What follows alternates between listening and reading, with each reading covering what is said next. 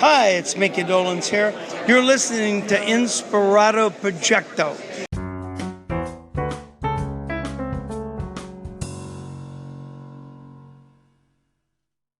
And I think that's the amazing part too, is being in this environment with these people. You know, like having Jay Humphries that was here earlier today.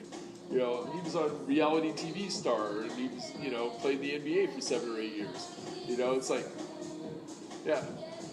It's crazy that we're in this town that, you know, you turn around a corner and then all of a sudden they're filming a commercial over there, or you see the yellow or the neon yellow or neon green sign that says, okay, over here, parking over here for this movie or for this TV show.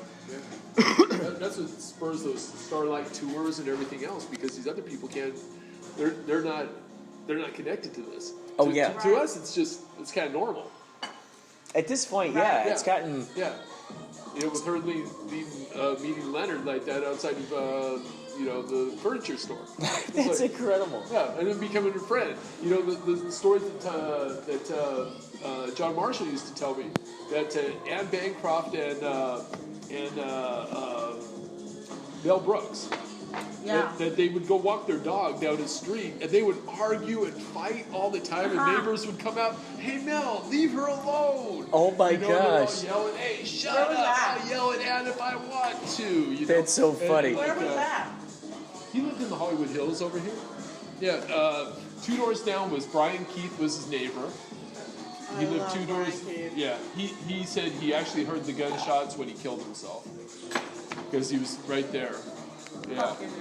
Yeah. He said he was inside his house. He was gardening. Oh, you're recording. Man. All right. But yeah, you know, we can't. Oh my God, there's so much to be said about that. There's 2 things. All right, first I'm going to go to Brian Keith, because we were talking about Brian Keith. Okay. So I was watching. You know, it's really interesting because I was just thinking about how in society today we're so disconnected. And we're not friendly to each other, we're not neighborly, we're not community-oriented. And I was thinking, man, the old days, so much better, right? The old days are so much better, people were so connected, and isn't it a shame? So, I don't know why I gravitated to Family Affair on TV, you know? So I'm like, what am I going to watch? Okay, I'm going to watch, I don't know, Family Affair, what? I pop on this episode. And it was really poignant, and it was really it was very enlightening. So the episode was about Buffy and Jody were in the elevator with their neighbors, and they were, you know, saying hello, and the neighbors would look at them with a scornful look and not respond and all this stuff. So then they said to each other, they're like, why are people so cold? I don't understand this. It's like they won't talk to us or anything.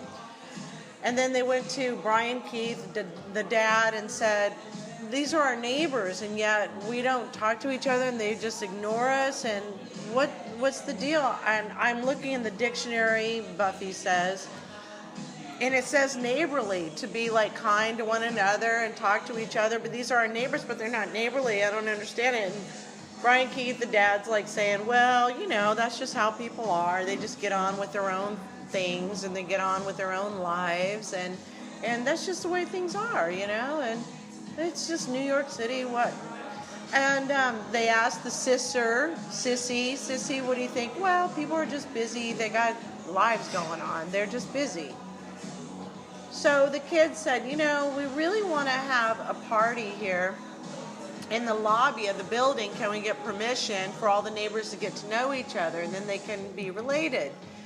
And so they ask, and they get permission. They bake all these cookies and make this punch and everything. And I'm thinking, okay, you know, I know where this is going. All the people are going to somehow bump into the lobby and then start to like melt their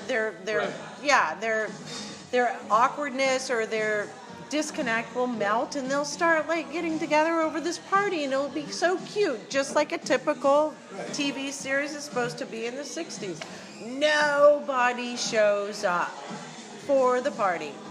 Nobody shows up for the party except for this one lady and her daughter, and they walk out of the elevator and they go, she says, look, Linda, you know, nobody's here, let's just go.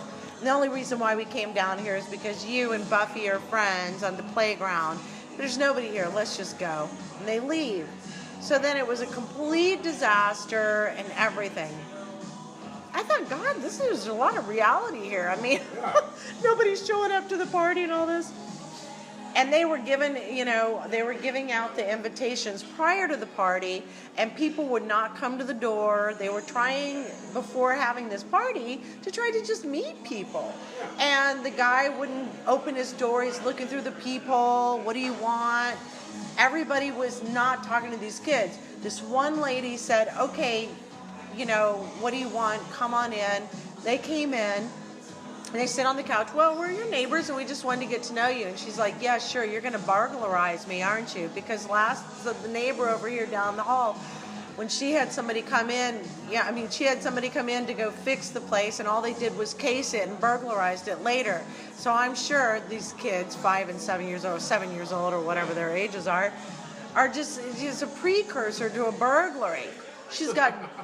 She's got doors, chains and locks and everything on her door, and a German Shepherd guard dog. And she said, I'm just too nice. I just trust too easy, and this is why I let you guys in. And that's the comedy. It's like, yeah, you're real trusting. And then she's like, all right, kids, get out, and all that. Then comes the party disaster that didn't work out. And then in the very end, these people got stuck in the elevator, and so some of the neighbors were coming out, and they were trying to get the people unstuck out of the elevator, and then the kids go in and bring the cookies out. Maybe this is a great opportunity for a party. That's great. And by the time they come out there, the elevator had been open and everybody had left, and they were like, oh, we missed it. You missed the opportunity. And then that was it on the episode, except for the kids were in the elevator with the lady with the dog and the chains, and she happened to say hello and kind of give them a little wink, like, now I know you kind of thing. And I thought, God, there's so much truth to this. I thought it was going to be sugar-coated and impractical or idealistic or fantasy-oriented, but it was actually a lot of truth. So basically, the takeaway here is that nothing's really changed. We are living in Los Angeles, but we're really becoming like New York City. And New York City was like that in 1969 was that episode, or 67 or whatever it was. It was very prominent then. And here we are, and we're living in those same times. And I thought that was really fascinating, because what did it really take to bring people together? Hardly even a disaster, if you will. Right. This is where we are. We're still dealing with the same issues as we were back then. We think it was like so great back then. We think, especially because our parents, oh yeah, it's so much better back then and everything. But they were also younger. They were not jaded. They were perceiving things differently. That had a lot to do with it. My own father says, oh yeah, people are nicer. Yeah, but you were 25, Like, people are generally less suspecting of younger people, younger people. And you're young, and there's something to be said about, like, having great energy, and you represent possibility for others, and they respond to that. So take that into consideration. But that's not the be-all, end-all. The point is that it doesn't really matter what age you are. We all struggle with connectedness. You could be 8 years old, you could be 80 years old, and you could be 28 years old. Belonging, this has been a challenge for children ever since they started school age, and adults, etc. A lot of it's perception. So if you're going to perceive that things were better then than they are now, they probably are going to turn out that way, because just like Wayne Dyer says, when he was asked, like, what's it like living over there? The neighbors nicer? Well, what are the neighbors like where you're living now? Well, they're crap. Well, then they're going to be crap over there. Right. So it's the same thing. It's how you perceive it is what's going to show up for you. What's interesting is that the way that your perception ends up magnetizing more and more of those great circumstances. Right. To get back to what you're saying with the Laurel Canyon, up They were so trusting. They were going into each other's houses. They got their guitar. Hey, I hear that there's something going on in here. Anybody want to jam? Sure enough, someone's in there ready to play along with them. They already feel that sense of connectedness, relatedness. But guess what? It was, I don't like really using the word assumption, but it was something that because you make an ass out of you and me. That's right. Assume. That's right. But it was more like, okay, I'm going to bet that you understand something that's genuine. I love it. That's good. Yeah. Right. Yeah. And because I bet you are genuine, I'm genuine, you're genuine, there's a relatedness instantly. And so that person ends up magnetizing that into it. Right. Exactly. And then they have that whole community with that assumption, I'm putting in the air quotes, with that, just betting on the fact that this house I go into, they're all going to be good people. Oh yeah, I'm betting on the fact that someone's in there who wants to jam with me, and we're going to create some good music together. I mean, that just sounded like Shangri-La as I was watching Echo of the Canyon, and people are just running around naked, and they're just, oh yeah, oh, cool. I like that riff that you got there. Do you mind if I put that into my song? Oh no, sure, go ahead. They were just so sharing, and it was. I would like to believe that maybe this movie that's coming out now, ideally, it'll open up some eyes in people's brains where they look at that. Yeah. I mean, the fact that you grew up in these situations where there were just all these musicians around you, and I mean, that's just incredible. So your family was into music? Yeah, my grandfather wrote Accentuate the Positive and sold it to Johnny Mercer for $500. Oh my God. And my mom was in bands. Oh my God. My dad's in a band called Ramon, the Four Daddy-O's, and they toured with ZZ Top, and then he went on to comedy, and it was a big hit among the tour buses of Bob Dylan and Joe Walsh and Talking Heads, David Byrne, and yeah. How cool is that? Accentuate the positive. And look how this is reverberated through your life. Look how that's reverberated through your life, and how you've taken that nutrition and put it into the burrito of your own of your own teachings to people. I think that's fantastic. Yeah. No, it's all everything is part of what it is that you want to perceive. You really, really, really do create your own reality.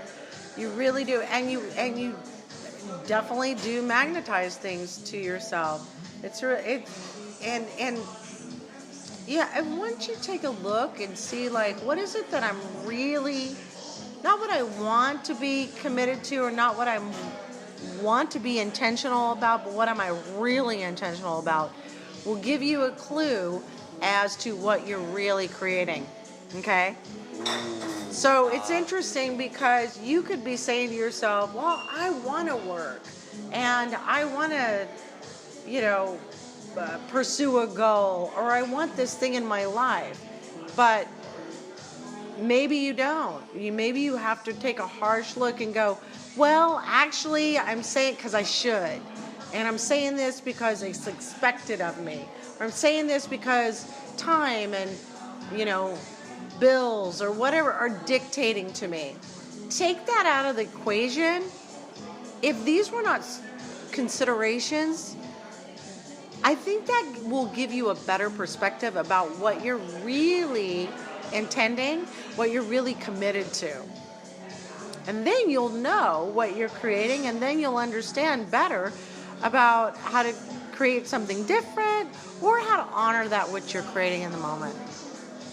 I think what's great, it sounds to me like you offer people a lot of opportunities to be brave in moving forward, to follow their dreams, because it's very scary for a lot of people to follow their intuition, to let their dreams, because maybe they had stuff in the past where something didn't work out, maybe 3 or 4 times, and then they carry around that example the rest of their lives going, oh, things don't work out for me, I'm afraid to get excited because it's all going to go south. It seems to me that you really help people out with that. This is good, because now you're talking about the operative word, faith. And it really is about faith. You've got to have faith in that which you're creating. And if you do an experiment in faith and just keep standing in it and standing in it and standing in it, what's interesting is you might find the very thing that you're wanting to show up in your life whether it be money to pay your bills or, someone to love or whatever it is. If you just hang in there, even to the 11th hour, and I say 11th hour because let's pretend like it's about bills, and there's an 11th hour, we call it like the first of the month. Right. You'd be surprised how something will come in, even at the 11th hour. Yeah. And there is something to be said about that. You're being tested. Your faith is being tested. There's something to be said about that because it's very true. But what's interesting is once you perform this experiment and you have this result where it does pay off, and that which you're looking for does show up, you'll never be the same again. You'll always be forever changed because your experiment will have provided something that never would have been available otherwise. And you'll see like, wow, it really is about having faith up to the 11th hour, if necessary. And you'll realize the value of faith. And then you'll never want to walk without it. Because you realize it is the key. It is the key. Yeah. And that becomes the trustful thing. That is the foundation that you're standing on, which is such a funny, flighty thing to even hear someone say out loud, that faith becomes the most stable foundation you can stand on, because faith or hope, or, like when you think of these things, like, okay, I know it's going to work out, because I think the world is very much based in, we've been taught very much being based in the materialistic kind of thing. We haven't been taught too much in the other direction, which is trusting in the process, that you wanted to manifest this thing. Trust that this is part of the process. So you talking about the 11th hour,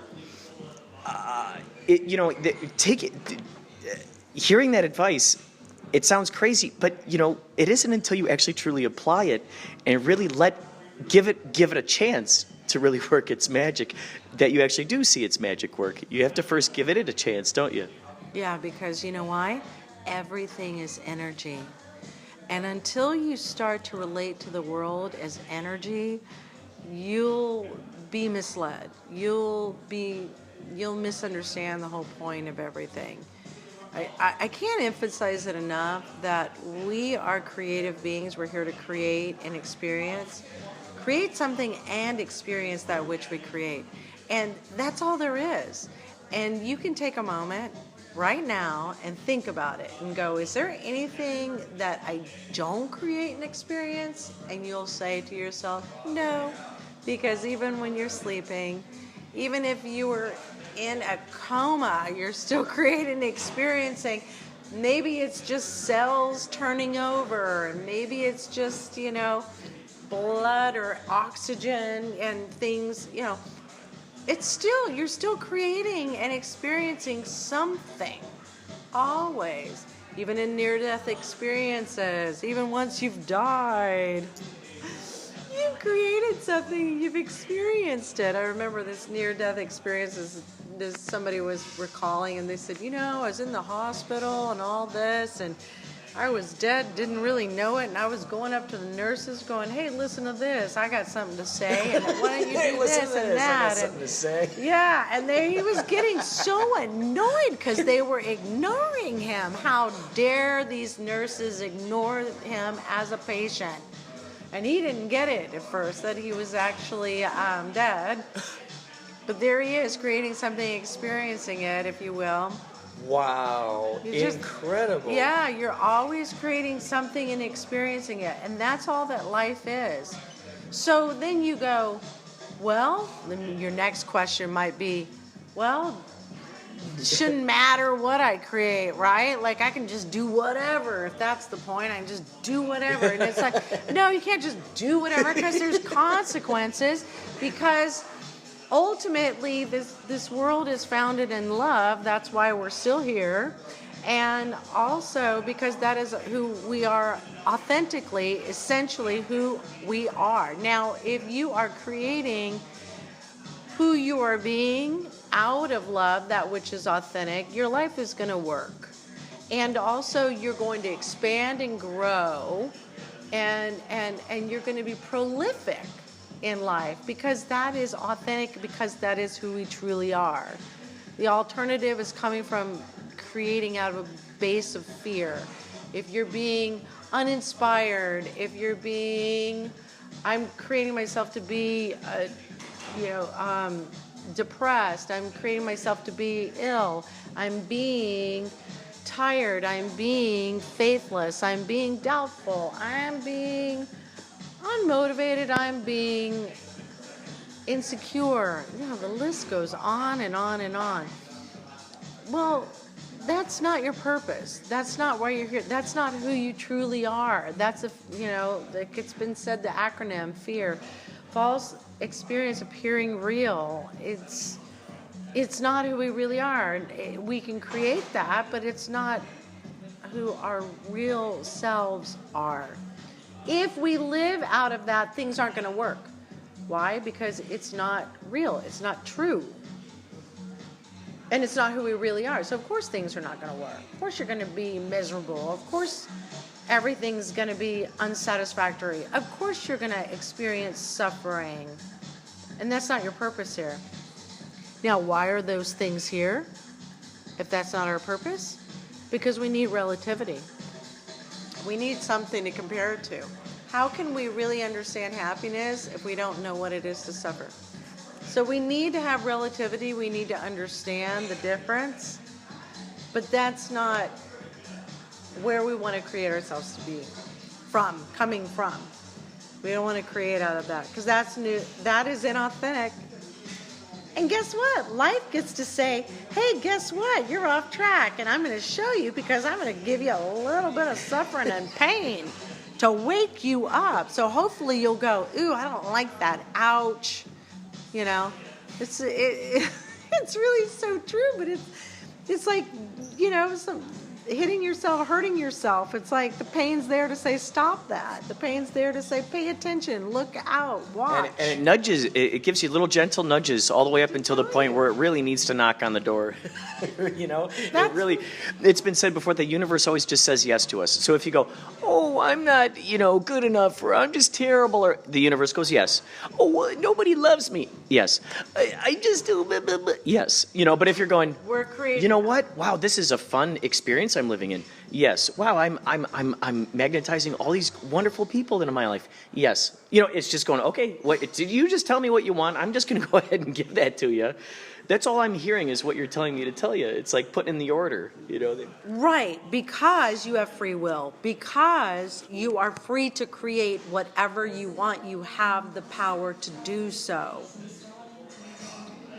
And it's through our creations and our experiences of those creations that are our lessons, that guide us, that gives us an indication of whether we're on track or not to who we authentically are, and it's great. It's a great barometer.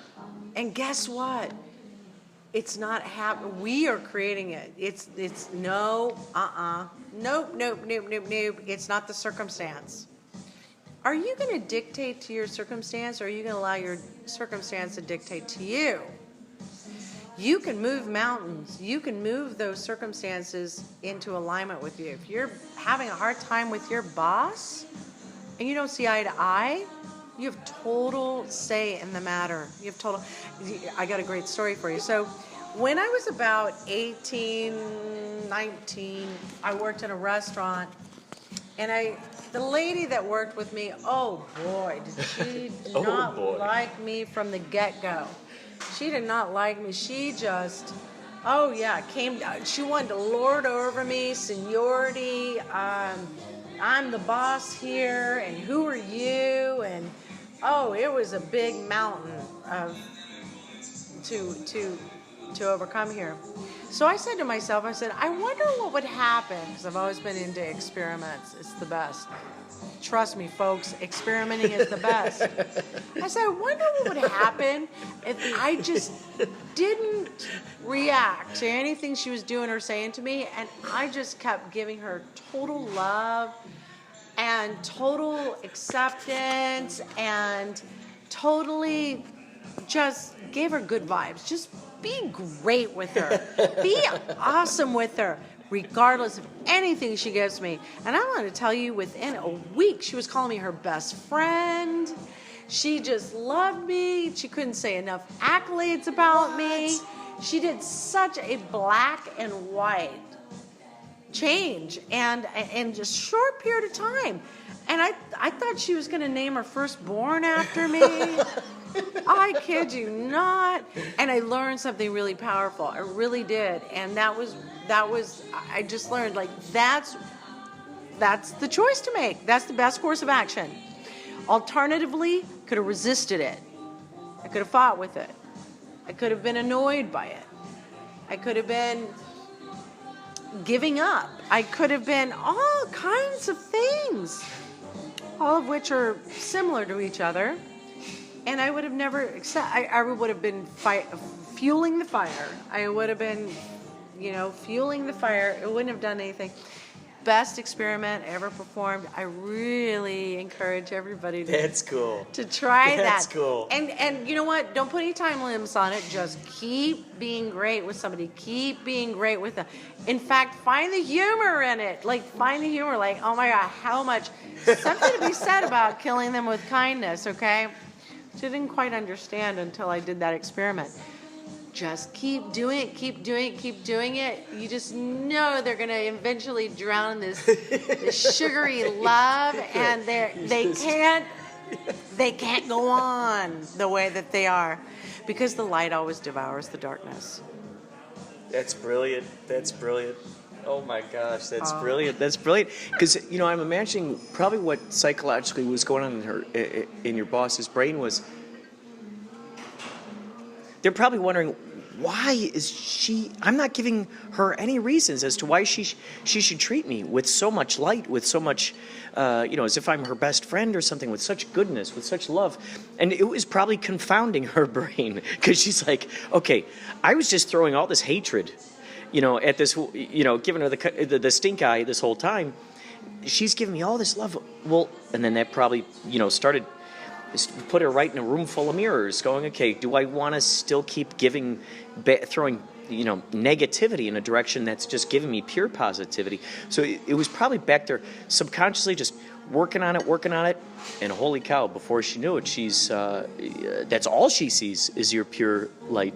You found some little way to crack in there. You found like the Achilles heel. It's interesting. The light will show through the tiniest little cracks, and you just gave her the light. It went, and she felt it, and all of a sudden, next thing you know, I mean, what happened at that point? Where did she ever discuss it with you? Where, I used to just not have a good time with you, and then for some reason, all of a sudden, it flipped one day, and now all of a sudden, you're my best friend. Did she ever say anything like that?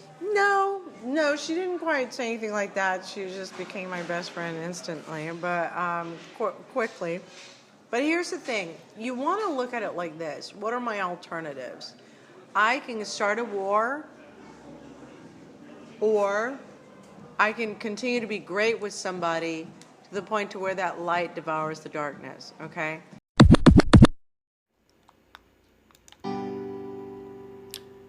Here's your fun fact. David Lynch was offered the chance to direct Fast Times at Ridgemont High in 1982, but he turned it down, saying that the script was funny, but it just wasn't his thing. Stay tuned to Inspirado Projecto for more fun facts. The amusing part of it is like you're messing with their head in a good way. So you can laugh about that and go like, what are they going to do with this? Yeah. And you got to be genuine. It can't be fake. You can't. They'll know that you're screwing around. You can't be fake about it. You got to be genuine. Yeah. You can't just be like a fake nice. You got to be really genuine. So you've got to give that compassion, give that love, find the greatness in them, and focus on that. Maybe it's just the fact that they show up on time at work every day. It doesn't matter, but find something that, that helps. Yeah. And the other thing is, think about this. If they are creating that havoc around you, they're creating havoc everywhere all the time in their life. if they don't get a break from it, they are constantly suffering. And this helps to facilitate compassion. You realize how much misery or how much suffering they must be enduring on a day-to-day basis. And you can take it a step further. You can think about how that's wreaking havoc on their endocrine system, their psychological side, their physiological side, their stress levels, their cells, like how it's wreaking havoc in their health. How it could possibly shorten their lives. And if you're not aware of all of that, I mean, once you are, you can't help but have compassion for somebody. You can't help but notice that whatever they're trying to dish out at you is nothing or cannot really penetrate your world because of what they are going through. You realize it's not you, it's their own, it's whatever they're carrying around with them. Oh yeah, you don't take it personally. Yeah. Of course. Nothing's ever personal, by the way. Between the ages of 3, approximately 16, everybody shapes their beliefs, their perceptions, their relationships, and we have a relationship to everything in life. They shape all of this during that time, and then everything is almost like a recreation of that which God created during that time period once they become an adult. They're just kind of recreating that which they invented then. And of course, they get fooled into thinking it's reality and it's life, but it's not. It's not the truth. It's just what they're perceiving through that which they got created then. So it's also inappropriate to reality. So it's inappropriate to reality. I mean, a really simple example of what I'm talking about is you could say, oh yeah, there was a school bully and she had blonde hair and she had blue eyes. She's about 5'7", whatever, I don't understand it. Now, whenever I meet somebody who's blonde with 5'7", blue eyes, I just can't get on with them. Oh my God, I just get so, I'm just so uncomfortable. I don't get it. It's just true. And it's just because you're recreating your relationship to this other person is totally inappropriate to that person that you're meeting today. It's Happens interesting. all the time in relationships, especially romantic relationships, where people are incomplete with their past. Oh my God, I remember, I'll fly off the handle because you told me to wash that dish, and it's like, yeah, I was just saying wash the dish. What's the problem? I didn't add anything to it. Just saying, no big deal. Oh, now that I think about it, somebody called me stupid, and I'm an idiot, and I'm lazy, and I'm no good for nothing because I didn't clean a dish. No, that's not what it means. Right. Dirty dishes don't equate to your self-worth. Stop. It's interesting. It's like the universe constantly is giving us opportunities to decide whether we want to still let that ghost have the amount of weight that we've carried along of that particular ghost for so long. It's giving us that opportunity. Okay, here's another opportunity to break the spell. Yes or no? Do you want to break it or not? Do you want to still have the same associations you've always had, or do you want to go, just let it disappear, just kind of melt in front of you? And, it's interesting because someone, to go along with that kind of mindset that you're talking about, that kind of mindset will always see those ghosts through different camouflages through their life. Even, obviously, is someone who looks very similar to the bully that beat him up way back then. It's interesting. It's like the universe is going, okay, here's another opportunity. It may resemble this thing that, you had an issue with long ago, but do you still want to carry around that ghost? And do you want to view this as a brand new moment in time? You're given that interesting choice. It'd be so great because if there were more and more programs of this that helped people go down into the root behind where their reaction right now is actually coming from, if they're actually to look at the well from where that information is stemming from, holy cow, that could, it's like as soon as someone realizes that whatever their issue is right now that's holding them back from being great, if they were to recognize that and go, okay, that's That's an anchor I don't want on my ankle anymore. I'm trying to swim here. That's an anchor I don't need anymore. Okay, there we go. Now I'm a lot lighter now. How neat would that be if there were more shows like that were out there that were kind of inviting people to take that moment and go, guess what? The responsibility is actually in your hands. You know, the life that you're going to be finding in your life is all because of your definitions, the things that you find valuable, the things that you decided to hold on to and use as your, I guess, identifier. You know, what do you identify by, so to speak? Do you identify in a magical universe? Or is it something where, oh, life is just terrible, oh, everything is horrible? And I think with what you do with people, you're really helping them really look at that and decide, do you really still want to carry this around with you? Or do you want to just go, okay, let's just exercise this demon here? You can't have a new, fresh experience or the experience that you truly want without letting that go. Having the tools to being able to truly let it go is what's essential. And, you know, I can't emphasize enough how important that would be to have in our everyday programming, if you will, at schools, things like that, or, you know, adult schooling. Like, this is all, like, very critical. It's so critical. It's like food and air and water to our existence, is having access to the tools to being able to live the life that we so desire. Each and every single one of us have a desire for a life, but we don't have access to it. We don't have the tools for creating it. We don't understand how life works. You know, it would be like all of us were given a car and nobody's a freaking mechanic. We're gonna, you know, we got a car that works for a little while, then things start going kaput, kaput, kaput, kaput, and next thing you know, we have a car that doesn't run at all. And it's really akin to that sort of analogy. And we're little kids are like, you know, a brand new car. It's going great at first, and then it, you know, it gets older and things start malfunctioning. And we have no way to correct these things so we can continue on with our, you know, our destination, our journey in life. Eventually we end up with a broken, kaput car, and it starts, you know, growing weeds through it, and it's going nowhere, and it's stationary. This is so many people's lives. But imagine if you knew what a car was, how it's made up, how these things work together. Then you will never be stopped in life. You'll always be joyously on your journey, experiencing your adventures. So it's ironic that we don't have this information readily available, yet it's absolutely crucial to understand these things.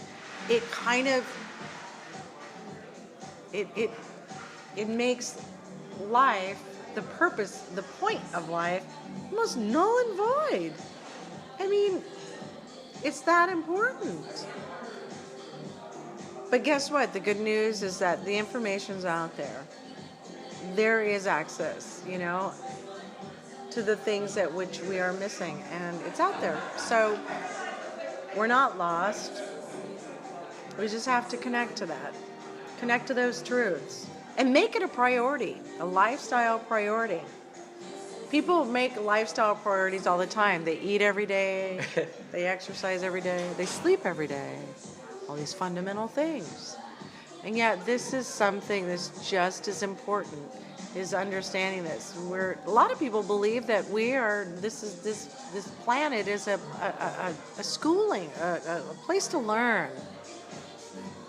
You know, and if this is so, and we put a lot of emphasis on learning things, don't we? We do. But we don't put an emphasis on learning the things that are most critical first, before anything else. There's a lot to learn out there, but there's also a priority in terms of what is most important to learn first, and then, you know, to continue learning whatever it is. Yeah. It's interesting. My buddy and I, we were talking the other day about how these history books, kids are in school, they're learning about the history of all these wars, they're learning about all this terrible stuff, terrible stuff, terrible stuff, terrible stuff, terrible stuff, terrible stuff. So you can't help but wonder, when they say, oh, history repeats itself, is history actually repeating itself, or is the learning of the shitty things that happen in history that's actually enabling it to repeat itself? So if we were to do away with everything that happened in the past, which actually, yes, in one way, yes, in many ways, it does have a hell of a lot to do with what's going on now, because of all those dominoes that went way back then that led up to now. Yes, that does. However, having said that, knowing that we live in this quantum universe, parallel universes, knowing that every single moment that we're blinking, it's a completely different, moment in time. If we were to erase all of that and simply start teaching the kids the stuff that we're talking about today, I mean, would they be better off not ever knowing what the hell happened in the past? Is it really, truly essential that they know what happened in the past? So sometimes that goes in my brain, and I think, it's like, what are your thoughts about that? I think it's important. Well, if we look to our past, it's great to discern the lessons by looking at our past. Mm-hmm. We shouldn't overemphasize it. We should be aware of it. There's something in our background. What should call to us? What is that which we're creating for our future? Inventing and allowing that to call and bring us forward into our future. The vision of that which we want to bring into existence. That's the emphasis. That's the emphasis. And there's so many people, incredible people, that have made a powerful mark in society today, all of which agree that the emphasis should be on the future and not on the past. Always look forward. If you're going to look on your past, that's great. It's interesting. But if we were designed for that, wouldn't our heads be backwards? Yeah, I love that. I love that. Yeah. But instead, they're made to rotate, to look behind us in retrospect. Yeah. But the emphasis is on looking where we're walking. Yeah. Looking forward. I love that. As we're walking. Yeah. So that says a lot right there, right? We would be designed differently. Yeah. But yeah. So just as I think approaching life in terms of future and past, think of it in terms of the way that you would approach walking down a pathway in nature. Yeah. You might occasionally look behind you, but mostly you're looking forward. And I think if you treat life in the same way, you're going to be where you ought to be. That serves you the best. Learning from your past is great, but look, you made a good point. You talk about school, and school talks about history, and oh my gosh, even the news is history, because by the time it's reported, it's already in the past. Where's the emphasis on the future? We've got it backwards, but then guess what? We've got most of this stuff backwards. If not everything backwards. It's backwards. But here, and that's the thing, once you realize this, or once you start to turn things around, and that's why when I work with people, I always say, just give me your 30 days, just 30 days. So we're going to try something different. It's just an experiment. Just see what happens. They're never the same again. Their lives have catapulted. They have taken a quantum leap into an ideal life. They have this understanding, and they're never the same again. So it's just a matter of experimenting, giving yourself permission to let go of what is so familiar, what you're so attached to. Just for a little bit of time, try something different, just to see what would happen. It could change the rest of your life. So that's why I say, experimentation is so important. When we experiment, this is where we gain our truths. This is where we gain our understandings. This is where we shape or mold our lives. This is how our belief systems change. This is how we really get to understand experientially, not conceptually, how we have had it backwards, how we have been misinformed. We were talking about George Harrison and his documentary with Martin Scorsese, and that was one of the things that they talked about in the documentaries. They said he's a very spiritual person, wanted to understand life and the eternity of life, if there is such, and he very much went out there to experience his own spirituality, what is life, on his own. He was very much not into accepting the doctrine, very much not accepting what everybody else said. He wanted to experience it and find out for himself. That's an experiment. That's experimentation. This is critical for each and every one of us. But it's funny because you know what? The word experiment is almost non-existent. Do you ever hear anybody talking about, I experimented with this, or I tried this experiment, I tried this out just to see what would happen? The whole concept is practically non-existent unless you're a scientist. And what's beautiful is that we're all scientists. We might not have the microscopes, we might not have the special beakers or whatnot, but that's the fun thing. We got the hypothesis. We go, I wonder what happens when I try this, and then you go and you try it. You go, all right, there we go. We got the data right here. It looks like it works out well.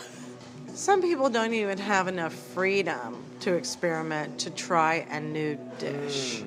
To try a new dish. Wow. That's how little freedom they have when it comes to experimenting. Why don't you try this? See if you like it. No, I can't. Why not? Just try it. Just see if you like it. Who knows? No, I don't think I'd like it. No, can't try that. No. Wow. And as that old phrase goes, how we do anything is how we do everything. And that little tiny piece says macrocosms about that kind of person's psychology. If that's how they are with the food, there's no way they're going to experiment with their own life, right? So there's trying to find that little thing, that little sweet spot that try to, it's like you got to coax them. Like you see in those old movies where they hide the dog treats down in a line. We'll get Sparky out in the yard. He just follows the dog treats down the little breadcrumb trail. Next thing you know, let's play some frisbee now with Sparky. It seems like some of these people, you have to kind of lead that little breadcrumb trail to get them okay with experimenting even in tiny ways. How would you first experiment? How would you first? What are some things that you would do with someone like that who wouldn't try? Even because I'm sure you come across a lot of clients like that, right? A lot of clients like that with putting them through the program and everything who are just like, I don't even know. That's the thing. All I'm asking is a short period of time. People that come to me, they want change, or their things are not working. They go, So they're looking to experiment, so to speak. They are, and sometimes they're just like, whatever I gotta do, I gotta do 50 somersaults and 20 jumping jacks, whatever, I don't care. Just tell me what I gotta do to change this. Yeah. And some of them, I think most of them are just like looking for change, and they're just open. That openness is everything. And then I say, okay, this is going to be easy. This is simple. This is safe. We're just doing trying some things out for the next 30 days. I can promise you your entire life will be changed for the better. Don't worry, you're safe. This can only go well. So then, it's that. It's them giving themselves permission. Yeah. To experiment. And they feel safe because they know, okay, in 30 days, I can always go back to what I used to know. Why not see if there's something better out there, or something that works? And why not see if there's some solutions to my problems? Okay. I know the definition of insanity is doing the same thing over and over and expecting different results. So, okay, let's do this. Yeah. What are some of the ways that people can get a hold of you if they want to learn some magic tricks? Just contact me. getyourlifenow.com. Send me an email, call, arrange for a consultation, whatever. Yeah, absolutely. Doors always open. Yeah. Oh, yeah. What's the name of that web address again? getyourlifenow.com. And give me a call or email me and just set up a free consultation, half an hour, talk about if it's a good fit, if you're ready for this. I promise you that this system works for everybody every single time. All they have to do is be willing to apply it to their lives, but it's such a no-brainer. It's just like, I do this, this, and this, everything will fall into place. The less you think, the better your life is. The more results that you get, the more extraordinary results that you get. You'd be surprised when you find out that life is actually so simple, and how, oh my God, how exhilarating it is it to find out all I have to do is use like 5%, 10% of what I have been utilizing energy-wise, and I just dance and glide through life. I don't have to push the boulder. I have no struggling. Everything falls into place. Everything comes to me. Everything falls into my lap. What a concept. Because I used to be that person who used to chase after everything like crazy. I would obsess and focus and chase and pursue and make it happen and be a workaholic and sacrifice everything to get results because my grandmother came from the Dust Bowl era and that's how we were brought up. And then one day I said, wait a minute, there's some people who don't live like that. And they just kind of have things fall in their lap, and I know these people personally, and how come they get to do this? I don't believe that they're just lucky, like, oh, the great creator in the world said, you're going to get to have the lucky exit life, and you are not. No, we're all human beings, and some of us are good at things, and some of us, we need a little practice and things like that. So I think this person just is really good at something, and they just have it that things can fall into place. They just have it that they don't have to exert a lot of energy or work hard. They got that somewhere. They invented that somewhere in their childhood.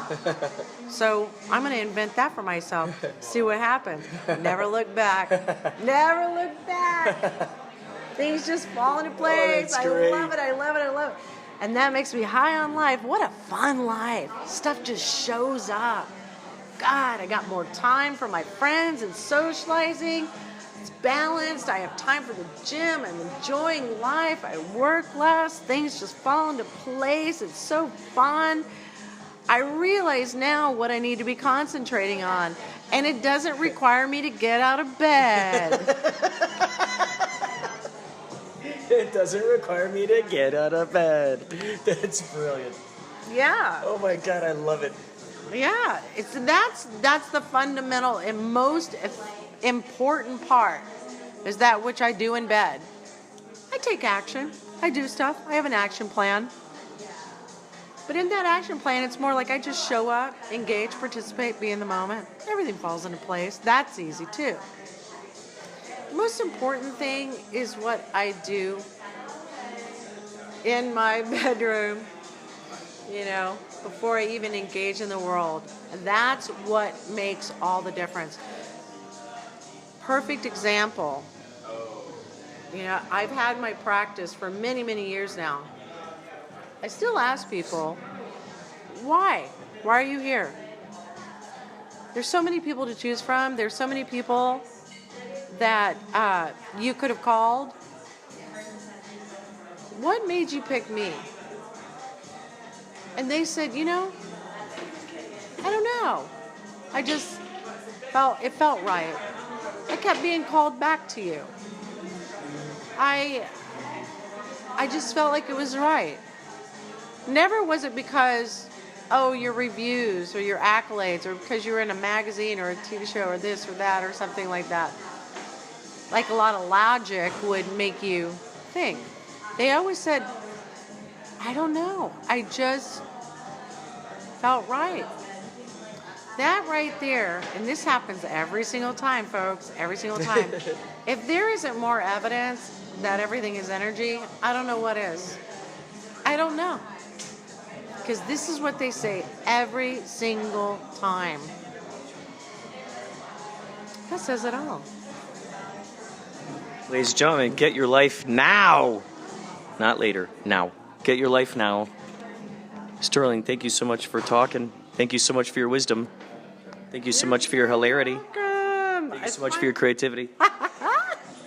It's my pleasure. I love this. I love it. Thank you. Find her. Go out there to see what you can do. We will talk more later.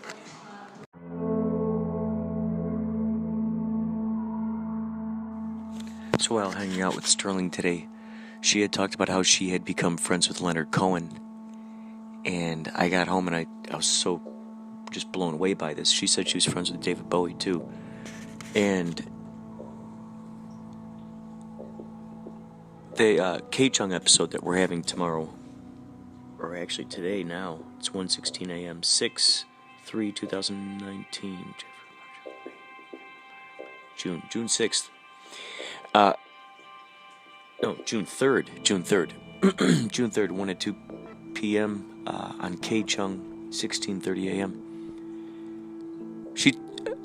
I'm sure she's going to talk about it because I'm going to ask her more about it. But Sterling had talked about how she was friends with Leonard Cohen, and when I came home I told Jenny about it, and so I started playing some Leonard Cohen, and I turned on the James Bond channel that I get on Fire TV. There are all these channels where, like, I've been watching Quantum Leap right now, but before that, there's a channel of all these James Bond movies, and I was playing Leonard Cohen, and lyrics that he'd say were coinciding with the images that were on the screen. He would say something like a tidal wave. Well, right there at that point, it was a movie with Halle Berry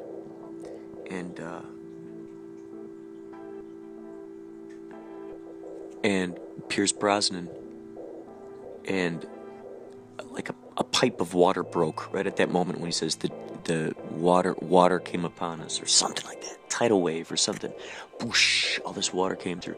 Then he said something about our naked bodies. Well, he said that right at the time when James Bond was having sex with some gal. And then there was one little other instance that I thought was crazy. Well, in that movie, Moonraker. Actually, Moonraker was earlier today. I think it was earlier today. Oh, Moonraker was yesterday, maybe? Oh. So, in that, James Bond gets inside of one of those spinning things, like the astronaut things. The centrifuge thing. Well, in this Quantum Leap episode, Sam is a chimpanzee, and they put him inside of the centrifuge thing to see if he can handle the fast spinning around. So I thought that was quite interesting. I can't wait to see what other interesting synchronicities pop up here. Wow, this is just incredible.